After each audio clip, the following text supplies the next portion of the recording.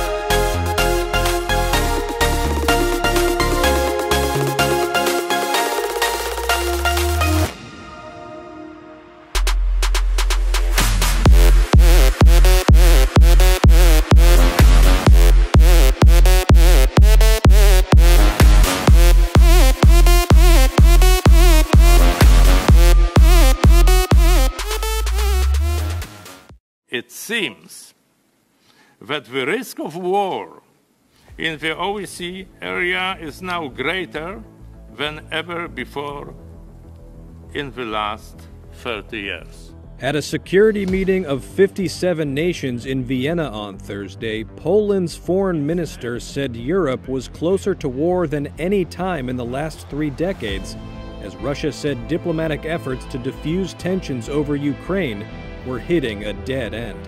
After the meeting, the U.S. ambassador to the Organization for Security and Cooperation in Europe said the West should prepare for a possible escalation in tensions with Moscow, adding, quote, "The drumbeat of war is sounding loud." Meanwhile, Russian snipers took part in military exercises near the Ukrainian border on Thursday, following tank drills the day prior. Russia denies planning to invade Ukraine, but says it needs guarantees from the West for its own security, including barring Ukraine from joining NATO and rolling back decades of alliance expansion in Europe, demands the U.S. has called non-starters. In an interview on Russian television, the country's deputy foreign minister said diplomacy must be given a chance, but that Russian military specialists were providing options to President Vladimir Putin in case the situation worsened. We can no longer retreat. We can already see that there will be other measures, other actions against our opponents if they don't take into account our demands and our needs in the end. Later on Thursday, U.S. National Security Advisor Jake Sullivan said at a White House press briefing that the U.S. was ready to respond to any Russian aggression. The United States and our allies and partners are prepared for any contingency, any eventuality. We're prepared to keep moving forward down the diplomatic path in good faith, and we're prepared to respond if Russia acts. And beyond that, all we can do is get ready, and we are ready. Russia has said it will decide on its next moves after this week's talks, but the pessimism from Russian officials cast grave doubt on the chances of a diplomatic breakthrough at one of the most fraught moments in East-West relations since the Cold War. I don't know what's going on in Kazakhstan. There was a revolution overnight, and the government resigned, and the people took over, and the reason was, well, we're not really sure. We think it's because the price of gas doubled overnight, maybe because people were tired of QR codes and mandates. But this was really a color revolution. This was When did this happen? A week ago, maybe. What? This has been building. So, but here's what's important. And I think we both can agree that President Biden ain't running shit. Someone in probably more State Department level has done. What are you looking at? Look at this title. Kazakhstan president gives shoot-to-kill order against protesters. All right, so let me explain. This is what I think is happening. For months now, Ukraine, Ukraine, Ukraine, Ukraine. Putin, come on into Ukraine. And you know what the deal is there is that we want to put our anti-aircraft missiles in Ukraine, and the Russians want to put their S-400 anti-aircraft missiles in Ukraine. They don't want NATO or the U.S. or anybody fucking with it. And this administration in particular, they're a bunch of Russophobes, and it may go back from the 60s. You know, there's a lot of people with a big hard-on towards Putin and Russia, and it has to be war with this guy, come hell or high water, even if by proxy. So this attention has been on Ukraine, and then unbelievably, all of a sudden we have almost to the T the playbook that they did in Ukraine. Victoria Nuland, fuck the EU. I don't know if you know any of this stuff. That was basically, we led that whole change. That's pretty well documented. John McCain was a big part of it. John Kerry, it was crazy. Biden as well, big part of that. So this now happened in Kazakhstan, which is on the exact opposite side of Russia. So now Putin, who has 100,000 troops, he has to haul ass because now he's got a real hot situation on his hand. And why is this important? Jamie, can you bring up a map of Kazakhstan? And this is, someone is playing really brilliant but very dangerous moves in the Biden administration. Okay, so if you look at Kazakhstan, it is in between Russia and China. And there's down below, there's above Kyrgyzstan, there's on the right, on the border, somewhere around there, Jamie, there's a town, it's called, I forget what it's called, and this is not helping these. Yeah, anyway, there's a town, the point is, this is where China is connecting their railroad system to Russia, to go further into Europe. This is the Belt and Road. This is China's whole thing. This is also where pipelines are going to be for Russia to send their natural resources to China. And the Biden administration or someone running the show just stopped that shit. They just stopped that dead in their tracks. And this is a huge problem for China, for Russia, but also don't look at Ukraine. Who knows? We may be sneaking in the rockets as we speak. Someone's doing something really nasty. And so we've been distracted by a lot of stuff. And this is happening. Jesus Christ. Yeah. It'll be okay, Joe. I mean, I don't know. You're shocked. No. Well, if you refuse to deal with thugs and bullies and tyrants, rogue regimes, what do you get? More bad behavior. That's exactly what we're seeing out of Russia. Now, the Senate had the opportunity to pass sanctions on Nord Stream 2. Thank goodness Senator Cruz took the lead on that. Democrats all voted against it. Didn't hit the 60-vote threshold. So Russia immediately says, oh, guess what? We're going to send troops and equipment down to Cuba and Venezuela. And then they launched a cyber attack on Ukraine. That is what you get. Thugs, bad behavior. We do have information that indicates that Russia is already working actively to create a pretext for a potential invasion, for a move on Ukraine. In fact, we have information that they've pre-positioned a group of operatives to conduct what we call a false flag operation, an operation designed to look like an attack on them or their people or Russian-speaking people in Ukraine, again as an excuse to go in.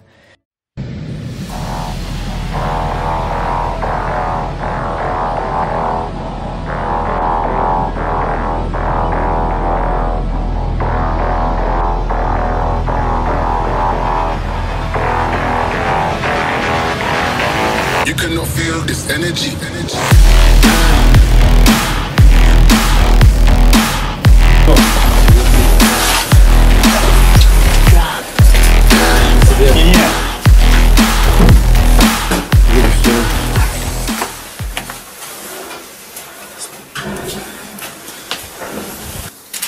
Я следователь Следственного департамента. Получено разрешение суда на производство обыска в этом жилище, где вы проживаете.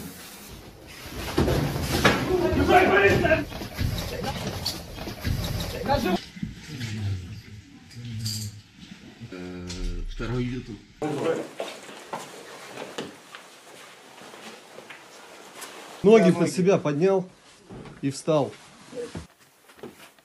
Мы, соответственно, телефон предоставим, звонок тоже.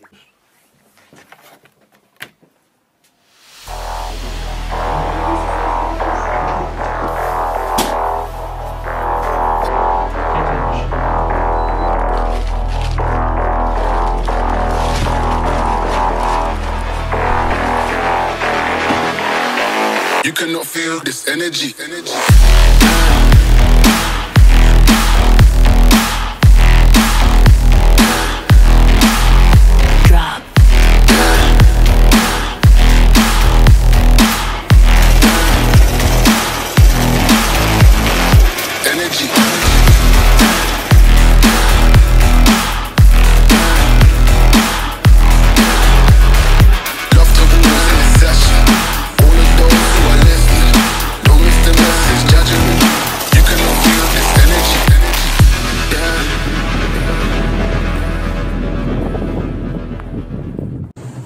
Russia is not done deploying, with more Russian troops heading for Kazakhstan Saturday, as both the Russian and Kazakh governments aim to bring protests to heel, whatever the criticism, in the West.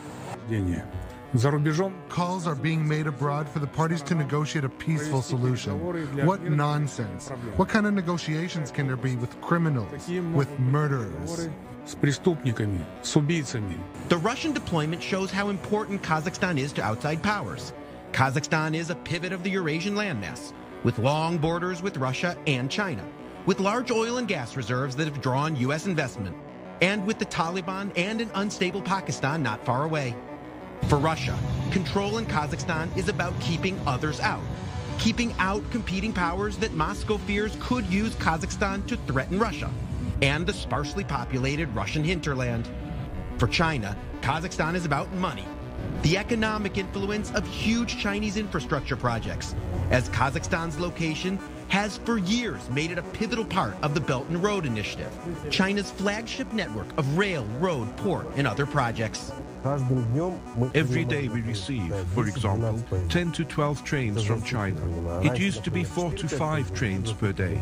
This year, we should process around 4.5 million tons of cargo. For the United States, Kazakhstan is in part about energy. U.S. energy companies have made huge investments in the large oil and gas fields of western Kazakhstan. Developments in Kazakhstan show just how much great power competition has ramped up. A country off the radar of international news suddenly jumps to the top of the agenda because Russia, China, and the United States are competing for it.